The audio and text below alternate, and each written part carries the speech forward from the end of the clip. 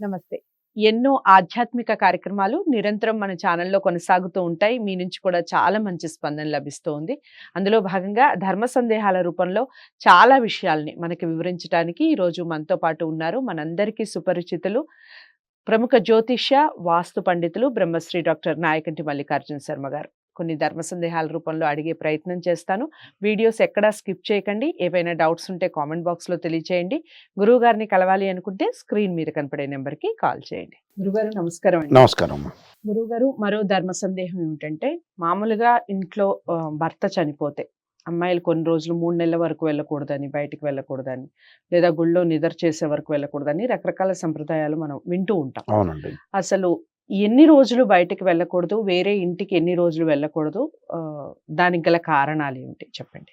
తప్పకుండా అమ్మా. ఎందుకంటే ఇక్కడ ఏదైతే భర్త చనిపోయిన తర్వాత ముఖ్యంగా కార్యక్రమం అనేది జరుగుతుంటుంది. అంటే ఫస్ట్ జరిగినప్పటి నుంచి కూడా ఏదైతే ఒక స్త్రీకి భర్త చనిపోతాడో, చనిపోయిన తర్వాత ఆ రోజు నుంచి కూడా 12 రోజుల పాటు కార్యక్రమాలనే ఉంటాయి. అంటే నిత్యకర్మ అనేది ఒకటి చేస్తారు. హ్మ్. నిత్యకర్మ చేయటం ఒకటి, అలానే 10వ రోజు వచ్చేటప్పటికల్లా ధర్మోదకాలు, తిరోదకాలని, ఆ 11వ రోజున వృషోజ్జనమని, అలానే 12వ రోజున వచ్చి సపండీకరణం అని, దానాలు, ధర్మాలు ఇలాంటివన్నీ కూడా చేస్తారు. హ్మ్. 13వ రోజు వచ్చి వైకుంఠ సమారాధన. హ్మ్. హ్మ్. తర్వాత వచ్చే వైకుంఠ సమారాధన తర్వాత ఇంక 14వ రోజు, 15వ రోజు ఒక రోజు వీలు చూసుకొని మంగళవారం కాకుండా దేవాలయాలు నిద్ర చేసొస్తారు. హ్మ్. నిద్ర చేసొచ్చిన తర్వాత దేవాలయాలు నిద్ర చేసొచ్చిన తర్వాత ఆ స్త్రీమూర్తి ఎప్పుడు బయటికి వెళ్ళాలంటే ఆ రోజున 12వ రోజు కార్యక్రమం అప్పుడు ఏరే వాళ్ళొచ్చి చూస్తారు ఆమెని. హ్మ్. చూడటం అనేది అయిపోతుంది. అయిపోయిన తర్వాత ఏందంటే ఆమె ఎంతో దిగులుతోటి, బాధతో ఉండటం అనేది జరుగుతూ ఉంటుంది. అవును. దిగులుతో, బాధతో ఉండంగానే ఎందుకంటే పతియే ప్రత్యక్ష దైవం. హ్మ్. భర్త అలా జరిగిన తర్వాత వాడు ఎంతో దిగులుతో ఉండంగా, ఆ దిగులుకి ఏమైందంటే బయటికి రావటానికి కొద్దిగా కొన్ని ఇబ్బందికరమైన పరిస్థితులు కూడా ఆడవాళ్ళకుంటాయి. హ్మ్. అంటే ఇబ్బందికరమైన పరిస్థితులు ఉంటాయి. సహజంగా ఏమిటనంటే 3 నెలల వరకు రాకూడదు.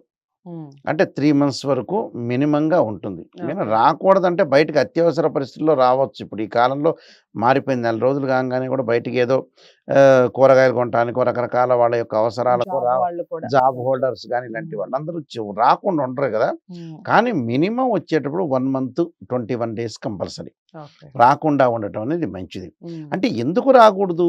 వస్తే ఏమవుతుందని కొన్ని కారణాలుంటాయి. అవును. అంటే వస్తే కారణాలంటే ఏందంటే రెండే రకాల కారణాలు. కొంతమంది ఇప్పుడు ముత్తైదు బయటికి వెళ్ళటం వేరు.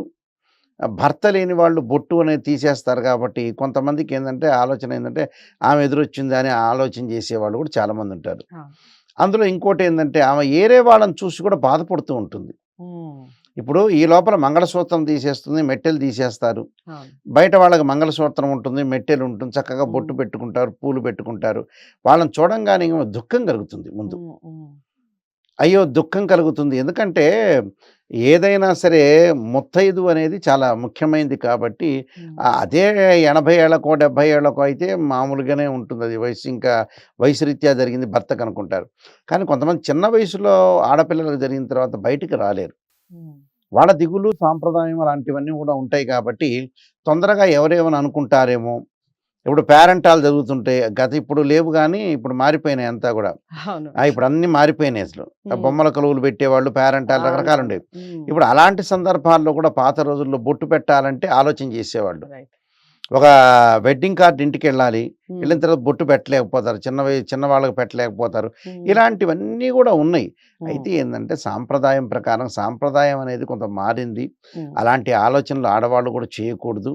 ఎందుకంటే ఇప్పుడు ఈ కాలంలో ఏందంటే భర్త చనిపోయిన తర్వాత చిన్న వయసులో పాత రోజుల్లో పెళ్ళిళ్ళు చేసేవాళ్ళు కాదు. హ్మ్. కానీ ఈ కాలంలో పెళ్ళిళ్ళు చేయాలనే ధర్మం అది. హ్మ్. ఎందుకంటే వాళ్ళకి తోడుండాలి. ఎన్ని రోజులు ఆ అమ్మాయి ఒంటరిగా ఉంటుంది నిజం చెప్పాలంటే? హ్మ్. ఏదో మ్యారేజ్ చిన్న వయసులో చనిపోతే ఖచ్చితంగా మ్యారేజ్ చేసుకోవటమే కరెక్ట్ పద్ధతది. హ్మ్. చేసుకొని ఆ అమ్మాయి లీడ్ చేసుకోవాలి. ఎందుకంటే తల్లిదండ్రులు ఎల్లకాలం గూడా వాళ్ళకి సపోర్ట్ అనేది ఉండదు కదా! ఉమ్, ఆ సపోర్ట్ ఉండకపోవటం వల్ల ఖచ్చితంగా అన్నదమ్ములు చూడలేరు, అక్క చెల్లెళ్ళు చూడలేరు కాబట్టి ఉమ్. ఆ అమ్మాయి వివాహం చేసుకోవటమే చాలా మంచిది. అందువల్ల 21 రోజులు, నెల రోజుల పాటు ఉండటం మినిమంగా మంచిదమ్మా. ఓకే. చాలా చక్కగా వివరించారు. అదండి. ఎవరైనా సంప్రదాయాలు పాటించే వాళ్ళు కానివ్వండి, ఈ నమ్మకాలు ఉన్న వాళ్ళకి ఇది ఖచ్చితంగా పాటిస్తూ ఉంటారు. గురువుగారు చెప్పినటువంటి విషయం ఏదైతే ఉందో భర్త చనిపోయిన వాళ్ళు బయటికి రాకూడదు అనేది కాస్త మూఢనమ్మకమే అయినప్పటికీ ఈ మధ్య కాలంలో కాస్త మారుతూ ఉంది. అందరిలో మార్పొస్తూ ఉంది. ఏదేమైనప్పటికీ మనం పాటించాలి అనుకున్న సంప్రదాయాలు ఏవైనా ఉంటే 21 రోజులనేది చాలా ముఖ్యం అన్నట్టుగా చెప్పారు. వీడియోని లైక్ చేసి షేర్ చేయండి అందరికీ కూడాను.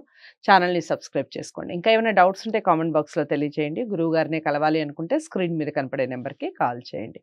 మరో ధర్మ సందేహంతో మళ్ళీ మీ ముందుకొస్తాను. నమస్తే.